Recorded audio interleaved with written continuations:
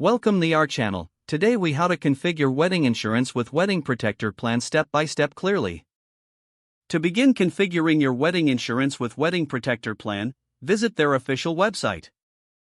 Look for the Get a Quote option prominently displayed on the homepage. Click on that button to start the process. You will be prompted to enter some basic information about your wedding. Fill in details such as your wedding date, location, and the number of guests. Next, you'll need to select the type of coverage you want. Wedding Protector Plan offers various options including liability, cancellation, and damage coverage. Choose the combination of coverages that best suits your needs. Once you've made your selections, you will be directed to the pricing section. Here, you can review the estimated costs based on your chosen coverage options. After reviewing the prices, click on Continue to move to the next step.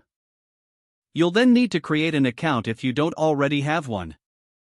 Fill in all required fields including your name, email address, and phone number. After creating your account, log in to access your personalized dashboard. Review all the details you've entered for accuracy before proceeding. Make any necessary changes if something seems off. Once everything looks good, you can proceed to payment.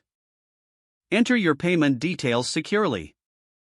After completing the transaction, you will receive a confirmation email.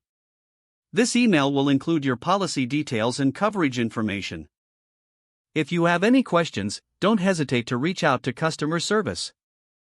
They can assist you with any additional inquiries or adjustments you may need. Your wedding insurance is now configured and ready to provide peace of mind for your special day.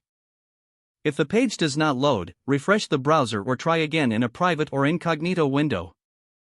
Make sure you are using the correct email address, then retype it carefully to avoid small typos. If your password is not accepted, use the reset option and create a new strong password you can remember. Check your spam folder for verification or security emails, then complete any requested confirmation steps. Enable two-factor authentication if available to improve account security and reduce unauthorized access risk. Don't forget to like this video and subscribe to our channel for more step-by-step tech guides.